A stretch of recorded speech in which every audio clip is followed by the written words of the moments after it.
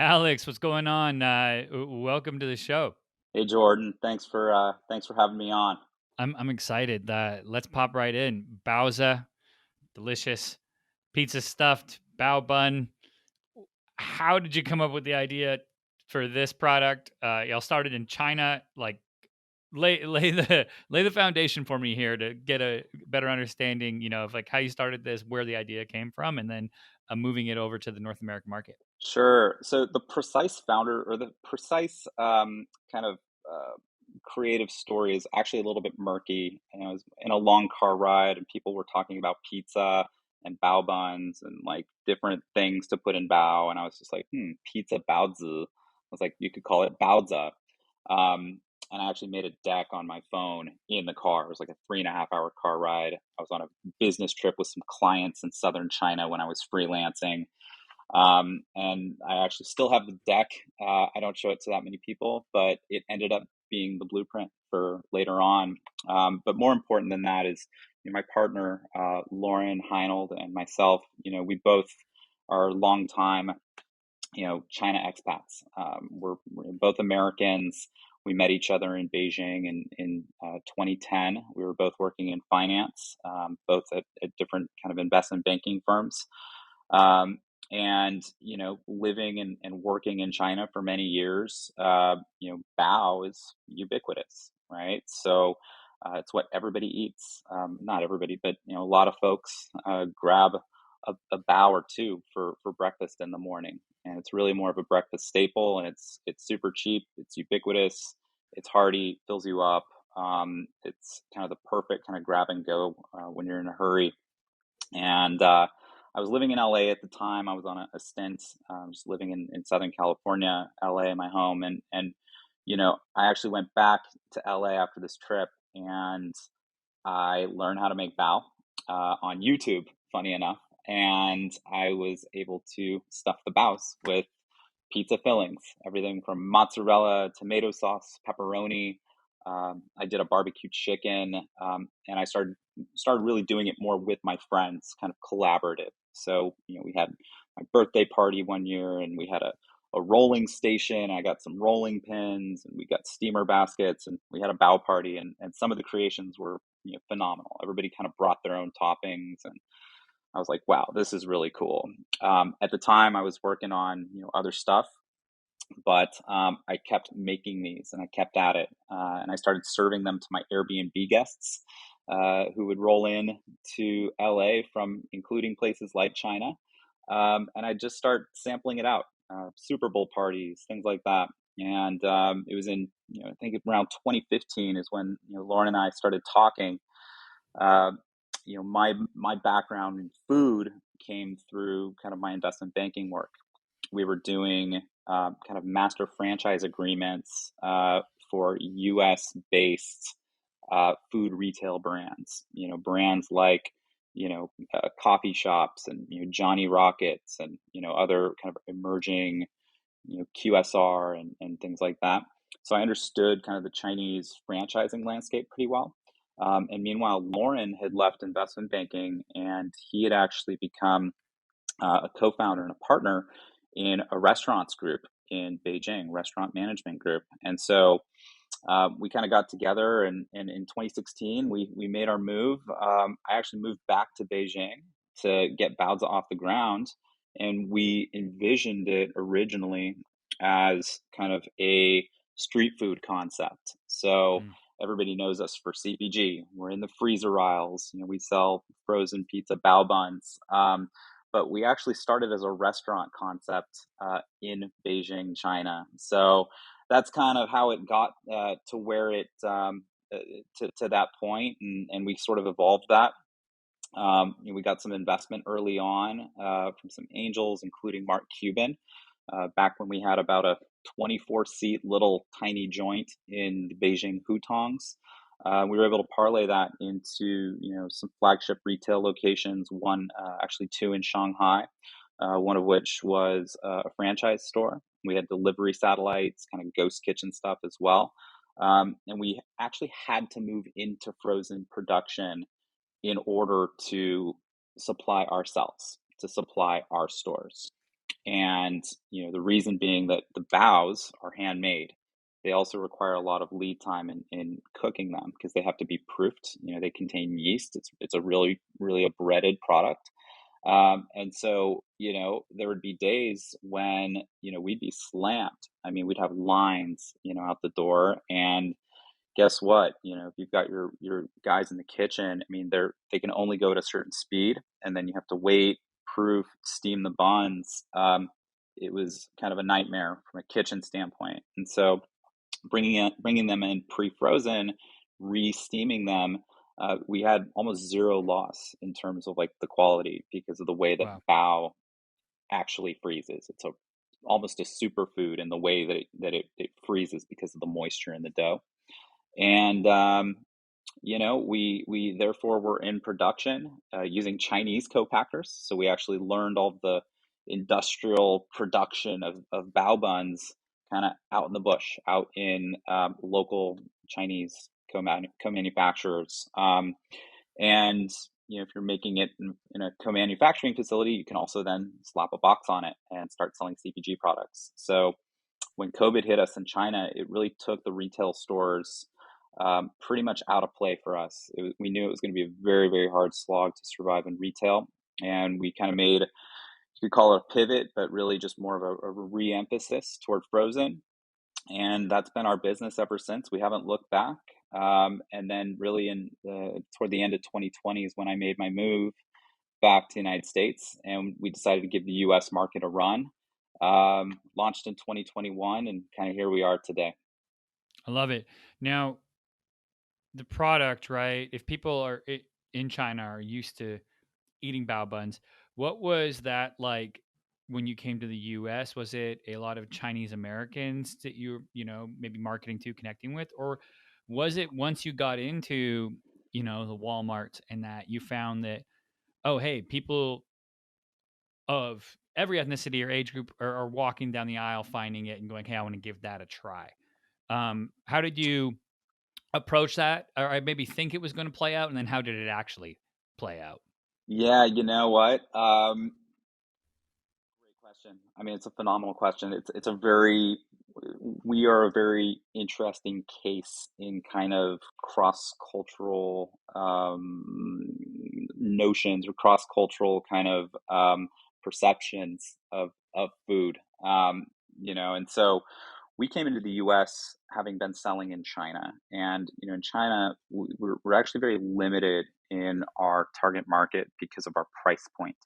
We use cheese. Anything that uses dairy products in China, you can automatically assume that the cost is going to be very high. So Mm. we've always been selling very expensive bao buns at roughly 8 to 10 renminbi each, in a market where bao buns typically go for anywhere from 1 to 3 renminbi. So the Chinese consumer has this natural barrier in, constantly asking themselves, like, how can you be 3 times or more expensive than the street buns? And they love our taste. A lot of Chinese love cheese, they love pizza. And so taste and experience has never been our issue. It's just pricing, right? So pricing power in a culture where you're really effectively competing with the cheap staple food is very difficult. So we have our fans, we have our diehards, and it's a small subset of kind of the Chinese consumer stratum. But we do well within that. Coming to the U.S. was very interesting. We kind of assumed that our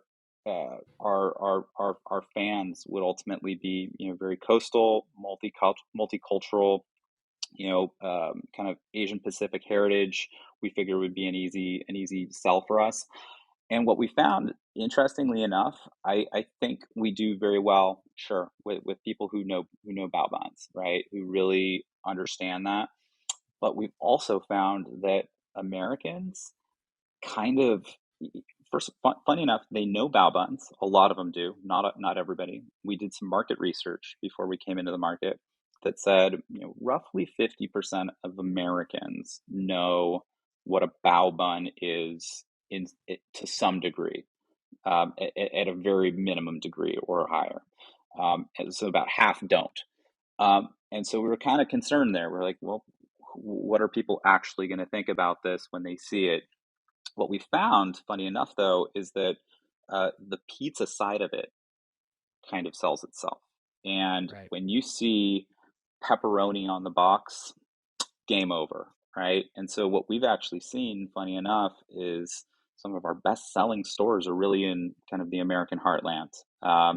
Places like Pikeville, Kentucky, and Southern Colorado, and Louisiana, and Mississippi. No joke. So um, we say never bet against pizza, and I think we kind of appeal to lots of different groups for different reasons. I love that. Never bet against pizza. I think that's a life motto for me. So that's Hmm. good. Um, that is so cool and great to see too when you can have this, you know, prediction to say exactly coastal towns, multicultural places, this and that, and then you find out, oh, it's can't stay on the shelves in Kentucky. It's very, very interesting. Now, y'all are doing something also I find very interesting. You shared with me before the show. You've actually got these vending machines. Or you speak to me a little bit about the hot vending machine, what this all is, and how you're using that to market the product and I mean get people to be able to get it as well. Yeah, well, as I mentioned, so, our roots were in retail stores. We started really as restaurant people. Our objective in China was to kind of elevate the street bow experience, make cool little funky shops and, more of a premium type of experience within that and do pizza. Therefore, in doing so, therefore, also bring pizza to the street. At least in China, pizza is more of a sit down thing or maybe a delivery thing, but people don't eat it on the go because they don't fancy the pizza by the slice for a lot of reasons. It's messy, it's whatnot. So our view was to try to bring pizza to the streets. That was our original mission. And funny enough, even though we don't run stores anymore, we think, we see vending as kind of a continuation or a continuum of that original mission. And we are big fans of going to the customer, going to the streets. And I think that, a lot of categories, when you're selling into grocery, which is now really our core business, a lot of different categories of products have more optionality in terms of how you can get your product in front of people. Some brands have products that are shelf stable and lightweight. So guess what? Those are great D2C items. You can literally box it and fly it to somebody's home. Some brands are, like beverage, you can build a display where you can stack a bunch of your uh, cases and things like that, right? Um, we sell in the freezers. We're kind of like a hot pocket, and we're playing with a significantly lower budget than Hot Pockets was playing with in the 80s and 90s when they were running TV commercials down your throat every single afternoon when kids were getting off of school for 20 years, right? Um, but anyways, so we always are looking for ways to get out of the freezer and to the customer somehow. And one way we do that is with our street team.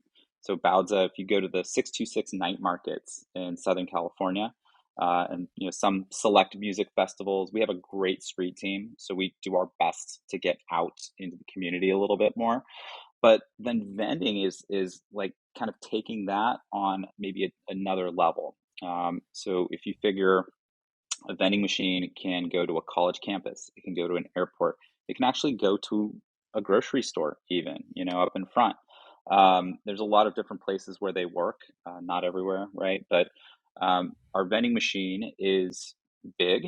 It's very, the kind of the graphics and the touch screen and LED screen. It's a very lucid way to kind of get to know our brand.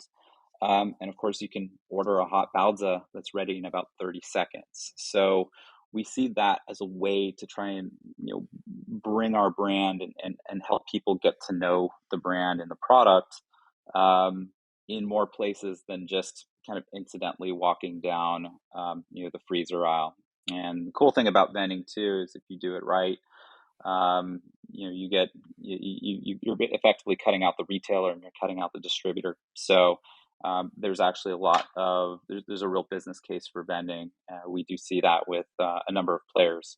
Fresh food, hot food vending is very new in the U.S., and I would say we're among the best positioned. But that's kind of our vision then for vending.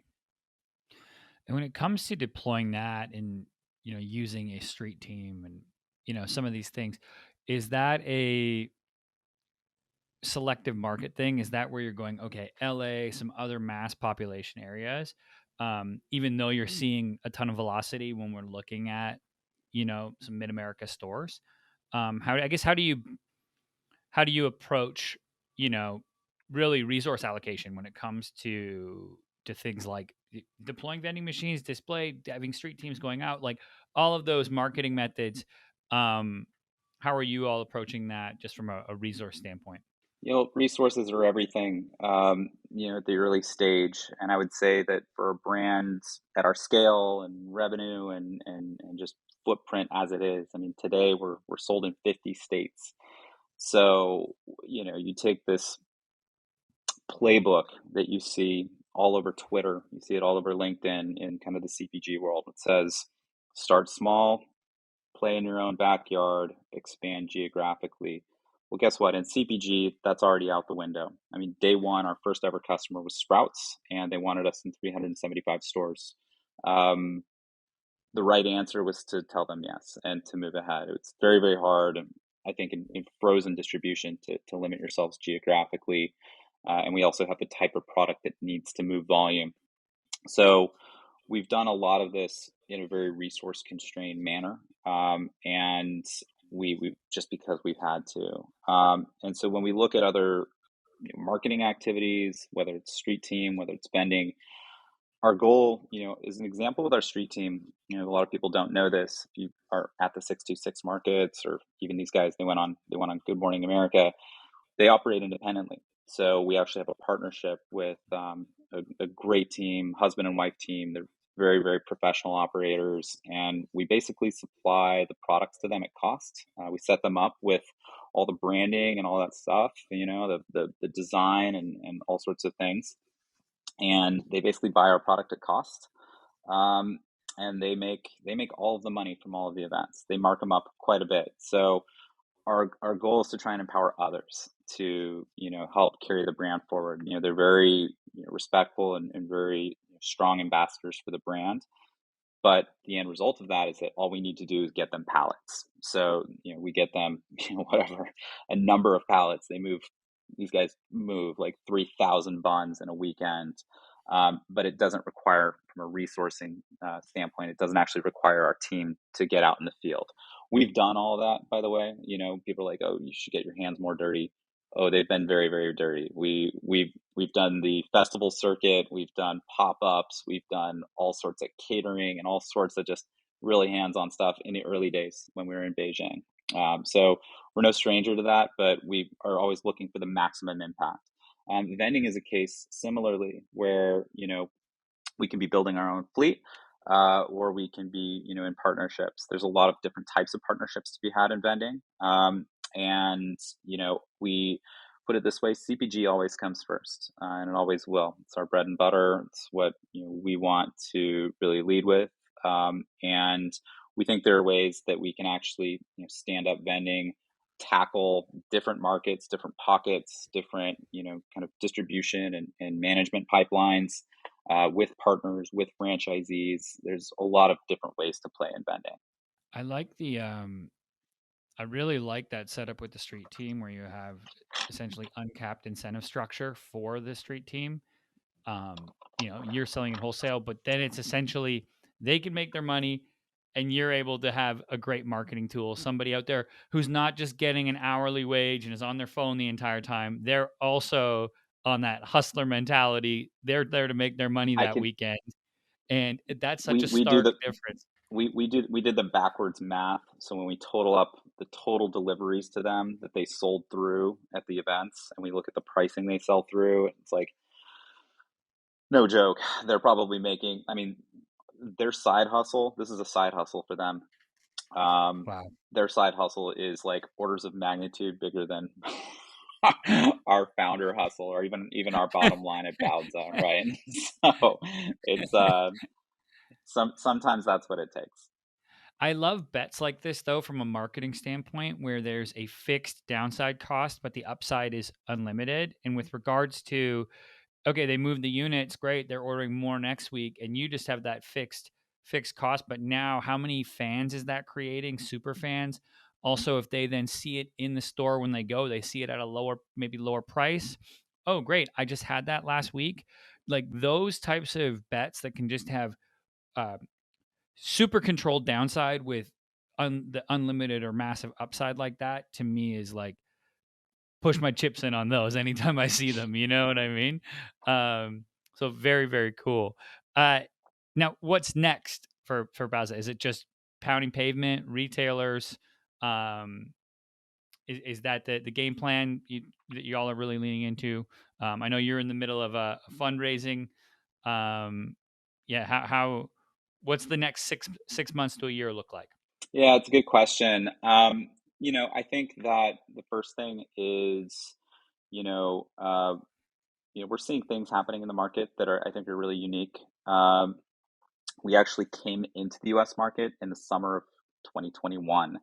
So this is a period right after, or right during the time when people were starting to get vaccines.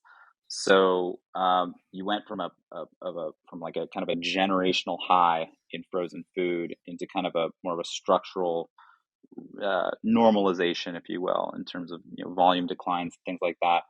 And then in the recent year or so, you've seen a consumer extremely stung by inflation and really trying to optimize and economize a lot of their purchase decisions in grocery. So we're really focused on positioning ourselves for a lot of that. And we're selling two packs.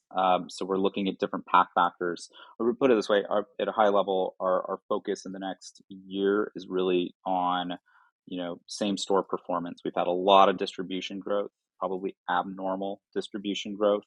In our first 18 months, ever in the United States, we got to 4,600 stores. And that's cool, but it's only cool if you can really stay in those stores. We're already looking at a couple accounts that are reasonably at risk, some of which realistically not our fault. It's just kind of the way the industry goes. But our focus is really trying to hold and maintain doors and really grow same store growth, or same store velocities, I should say, over the next 12 months. I think we'll get a lot more bang for our buck with that. And so really it's a kind of a maniacal focus right now on how can we make sure that our product is on shelf in a manner that goes with both of those trends, and looking at kind of a little bit of a more of a deepening of our shelf strategy, which we never really did. We launched with 5 flavors and we only had one single SKU per flavor, which was 2 packs, sold anywhere from $4.99 to $5.99. And so in this market, we're kind of learning that the benefits of that. We see a lot of trial. There's a lot of good things going on there, but we're also seeing a lot of the constraints. We get emails almost every day from people asking when we're going to be putting these in a larger pack size at a more reasonable price. We get that email at least maybe once or twice even per day. So, trying to fit into where the US consumer is going to be in the next year, I think is going to be a really important move for us. Probably rationalizing some of our SKU count and flavor count. I think it was a mistake to probably launch with 5 flavors, even though the buyer asks for it and we didn't want to turn them down. At the end of the day, the buyers they're not genies, right? They don't magically predict the future, right? So, we're going to probably rationalize our shelf plan, I think, pretty considerably, have a massive focus on driving same store velocity, and also expanding into some new channels. So the first we're going to be doing is club. Probably should have done that one a little bit earlier, but I think we've got a great opportunity in club. The second is we'll be launching singles, potentially slackable singles. So all of a sudden that puts you right in the zone for C stores. Hmm. Probably within the next 12 months, we're going to be launching a breakfast line, which, funny enough, we're called Baozza, like pizza bao.